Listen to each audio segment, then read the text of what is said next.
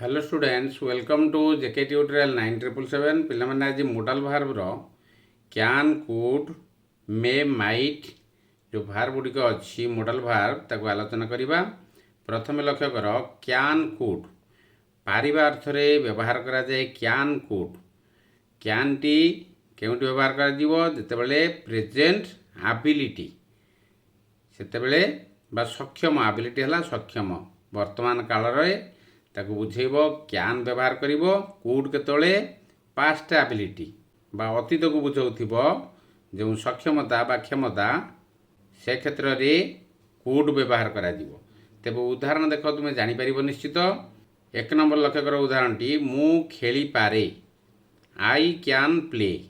ସେହିପରି ପାଷ୍ଟରେ କ'ଣ ହେବ? ମୁଁ ଖେଳିପାରିଲି, ଆଇ କୁଡ୍ ପ୍ଲେ। ତାହେଲେ ମୁଁ ଖେଳିପାରେ ହେଲା ଆଇ କ୍ୟାନ୍ ପ୍ଲେ। ସେହିପରି ମୁଁ ଖେଳିପାରିଲି ହେଲା ଆଇ କୁଡ୍ ପ୍ଲେ। ଇଏ ହେଲା ପାଷ୍ଟ ଟେନ୍ସରେ ବା ଘଟିଯାଇଥିବା ଘଟଣା। ମୁଁ ଖେଳିପାରିଥିଲି, ମୁଁ ଖେଳିପାରିଲି।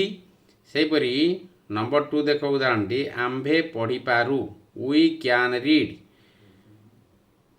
ପାଷ୍ଟରେ ଲକ୍ଷ୍ୟ କର, କୁଡ୍ରେ କ'ଣ ହେଉଛି? ଆମ୍ଭେମାନେ ପଢ଼ିପାରିଲୁ, ୱି କୁଡ୍ ରିଡ୍।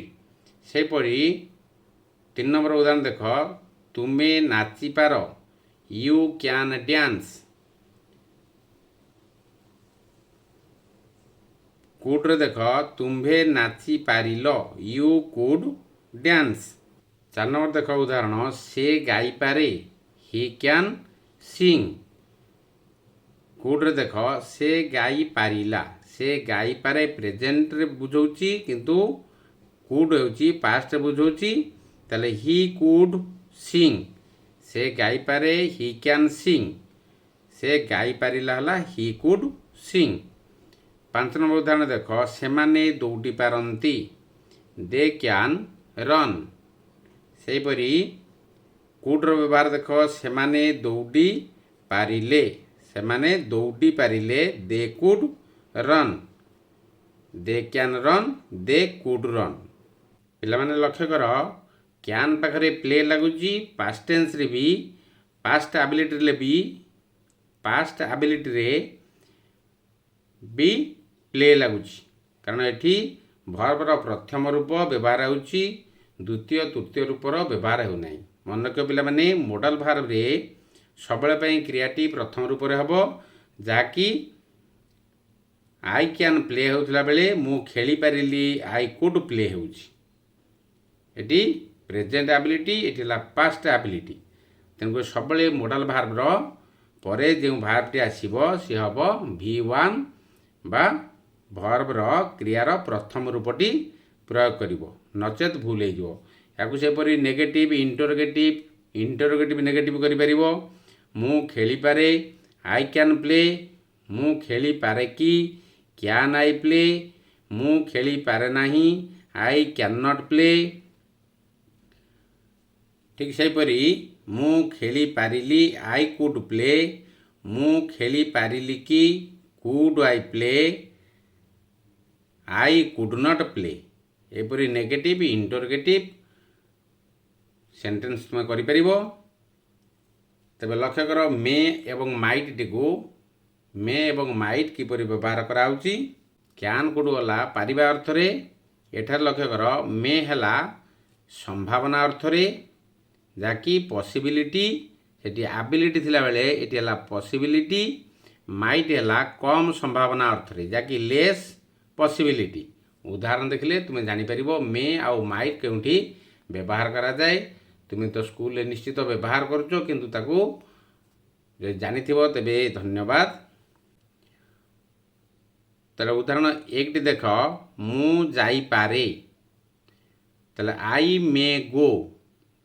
ତାହେଲେ ଏଠି ପସିବିଲିଟି 50-50ର ଯେତେବେଳେ ପସିବିଲିଟି ଥାଏ ସେତେବେଳେ ମେର ବ୍ୟବହାର କରାଯାଏ। ମୁଁ ଯାଇପାରେ, ତାହେଲେ ମୁଁ ଯାଇପାରେ, ନ ଯାଇପାରେ, ଏଇଟା ହେଉଛି 50-50ର ଯେଉଁଠି ସମ୍ଭାବନା ଥିବ ସେ କ୍ଷେତ୍ରରେ ମେ ବ୍ୟବହାର କରାଯିବ, ଆଇ ମେ ଗୋ। ସେହିପରି ଦେଖ, ମୁଁ ଯାଇପାରେ, ଆଇ ମାଇଟ୍ ଗୋ। ଏଠି ଲେସ୍ ପସିବିଲିଟି ବା କମ୍ ସମ୍ଭାବନା ଅର୍ଥରେ ବ୍ୟବହାର କରାଯାଏ। ମୁଁ ଯାଇପାରେ, ନ ଯାଇପାରେ, କିନ୍ତୁ ଯାଇପାରିବାଟା କମ୍, न जाई परिबाटा अधिक मु जाईपारे न जाईपारे लेस पॉसिबिलिटी सेपरी नंबर 2 टी देख से खेली पारे ही मे प्ले से खेली पारे न खेली पारे तेणुक ये 50-50 जो सूचौ तेबे हेटारे मे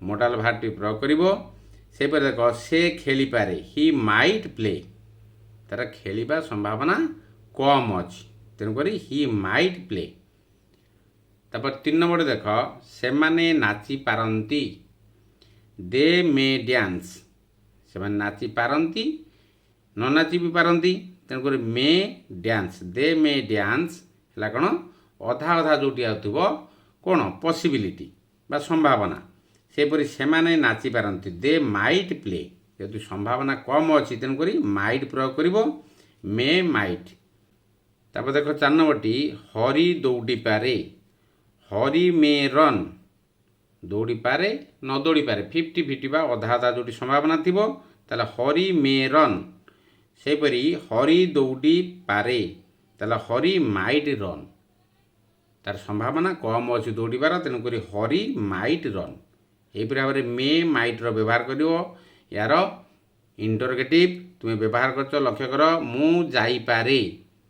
मु जाईपारे कि क्योंटू अनुमति नियो जो सार पाखु जहाँकि पदा को क्लास रूम रू बाहर को बाहर हेले मे आई गो मे टी आगू पलैब एवं आई गो रश्नवाचक चिन्ह मे आई गो आउट सार एमती कह तेणुक मे आई गो प्रश्नवाचक दब मु जाईपारे कि ये संभावना सार तुमको अनुमति दे पारंती अनुमति न दे पारंती 50-50 रो संभावना थाए जोठी सेठी हम मेर व्यवहार करा मु जाईपारे आई माइट गो मु जाईपारे कि माइट आई गो प्रश्नवाचक चिन्ह प्रयोग करिवो सेपरी नेगेटिव रे कोन हबो आई मे गो मु जाईपारे नाही आई मे नॉट गो एपरि भाव में पॉसिबिलिटी जो थी संभावना जो थी अधा अधा संभावना सेटारे मे प्रयोग करिवो जोटी कम संभावना अर्थ थी वाक्यटी थी